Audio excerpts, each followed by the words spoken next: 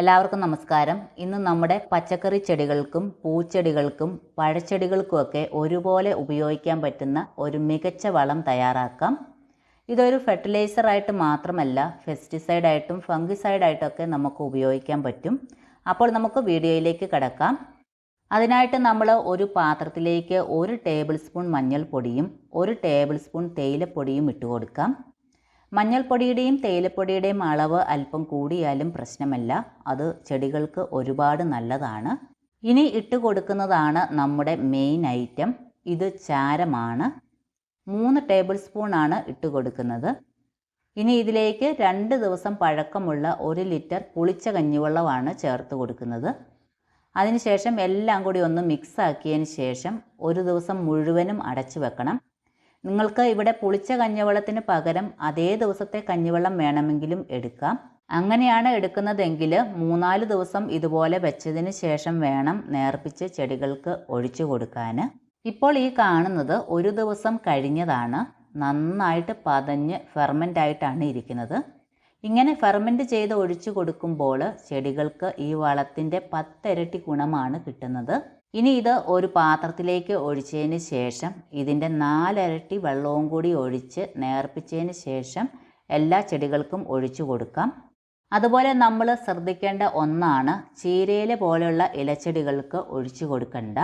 അതായത് മല്ലിയില, പുതിനയില പോലെയുള്ള ഇലച്ചെടികൾക്ക് ഒഴിച്ചു കൊടുത്താൽ പെട്ടെന്ന് പൂക്കാൻ കാരണമാകും.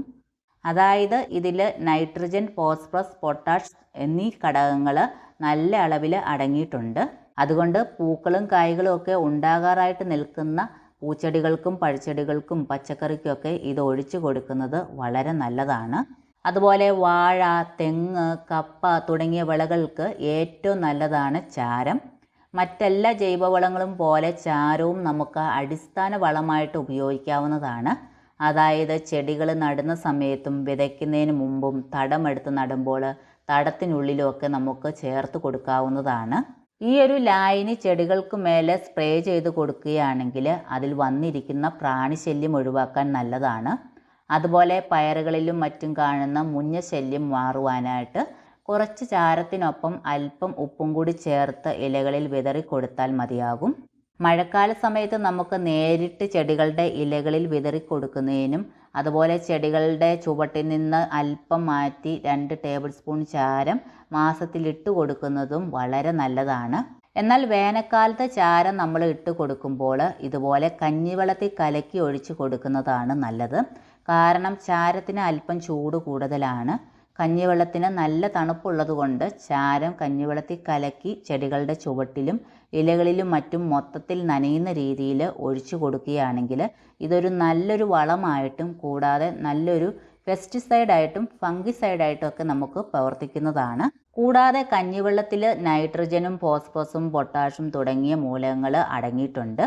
ഇത് മണ്ണിൽ ഒഴിച്ചു കൊടുക്കുന്നത് മൂലം നല്ല ബാക്ടീരിയാസ് ഉണ്ടാവുകയും ചെടികൾ നന്നായിട്ട് വളരാനും പൂക്കാനും കായ്ക്കാനും ഒക്കെ വളരെ നല്ലതാണ്. അതുപോലെ കറിവേപ്പ് പോലെയുള്ള ചെടികളിലെ ഇലകൾ മുഴുവനും പുഴുക്കൾ തിന്ന് തീർക്കുന്ന സാഹചര്യമുണ്ടെങ്കിൽ ആദ്യം നമ്മൾ നന്നായിട്ട് കറിവേപ്പ് മൊത്തത്തിൽ നനച്ചു കൊടുക്കണം. അതിനുശേഷം ഇതുപോലെ ചാരം വിതറി കൊടുത്താൽ മതി.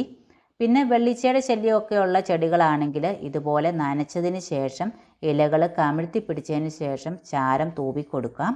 അതുപോലെ ചെടികളുടെ ചുവട്ടിലും പരിസരങ്ങളിലും ഒക്കെ കാണുന്ന ഒച്ച്, അട്ട, ഉറുമ്പ് ഇവ ഉള്ളിടത്ത് ചാരം വിതറി കൊടുക്കുന്നത് അവയെ അകറ്റാൻ നല്ലൊരു മാർഗമാണ്. ചാരം മണ്ണിൽ ഉപയോഗിക്കുന്നത് മൂലം വേറെയും ഒരുപാട് ഗുണങ്ങളുണ്ട്. അമ്ലത്വമുള്ള മണ്ണിൻ്റെ pH വർദ്ധിപ്പിക്കുന്നതിന് ചാരം നല്ലതാണ്. മണ്ണിൻ്റെ pH പരിശോധിച്ചതിന് ശേഷം കുറവാണെങ്കിൽ കുമ്മായത്തിന് പകരമായിട്ട് ചാരം മണ്ണിൽ വിതറിയിട്ട് ഇളക്കി കൊടുത്താൽ pH വർദ്ധിപ്പിക്കും. കാരണം ചാരത്തിലും കുമ്മായത്തിലും ഏറ്റവും കൂടുതലുള്ളത് കാൽസ്യം കാർബണേറ്റ് ആണ്. ഇത് മണ്ണിലെ അസിഡിറ്റി കുറച്ച് pH വർദ്ധിപ്പിക്കാൻ സഹായിക്കും. അതുപോലെ കോഴികളെയൊക്കെ വളർത്തുന്ന സ്ഥലങ്ങളിൽ പൊതുവെ ബാഡ് സ്മെൽ അനുഭവപ്പെടാറുണ്ട്. അങ്ങനെയുള്ളിടത്ത് ചാരം വിതറി കൊടുത്താൽ മതിയാകും. പിന്നെ നമ്മുടെ തക്കാളി പോലെയുള്ള ചെടികളിലെ കാൽസ്യത്തിൻ്റെ കുറവ് നികത്താൻ ചാരം നല്ലതാണ്. അതായത് നമ്മൾ തക്കാളി തൈകൾ പറിച്ച് നടുന്ന സമയത്ത് തന്നെ ഒരുപടി ചാരം മണ്ണുമായിട്ട് മിക്സ് ചെയ്തിട്ട് തക്കാളി നട്ടു കൊടുക്കുക. ചാരത്തിൽ ഏറ്റവും കൂടുതലുള്ളത് കാൽസ്യവും പൊട്ടാസ്യവുമാണ്. ഈ 2 പോഷകങ്ങളും ചെടികൾക്ക് ഏറ്റവും അത്യാവശ്യമുള്ളവയാണ്. ഇതുകൂടാതെ magnesium, zinc, copper, iron, boron തുടങ്ങിയ മൂലകങ്ങളും ചെറിയ തോതിൽ അടങ്ങിയിട്ടുണ്ട്.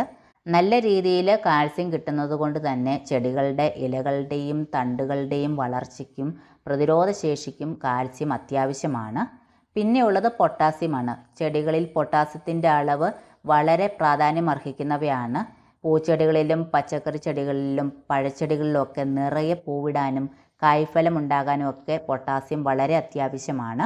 ചുരുക്കി പറയുകയാണെങ്കിൽ നമ്മുടെ ജൈവ കൃഷിയിൽ ചെടികളുടെയും മണ്ണിൻ്റെയും ആരോഗ്യം നിലനിർത്താൻ സഹായിക്കുന്ന ഒന്നാണ് ചാരം. അപ്പോൾ ഇന്നത്തെ വീഡിയോ നിങ്ങൾക്ക് ഉപകാരപ്രദമായിട്ടുണ്ടെങ്കിൽ ലൈക്ക് ചെയ്യാനും ഷെയർ ചെയ്യാനും കമൻറ്റ് ചെയ്യാനും മറക്കരുത്. അപ്പോൾ മറ്റൊരു നല്ല വീഡിയോയുമായിട്ട് വീണ്ടും വരാം.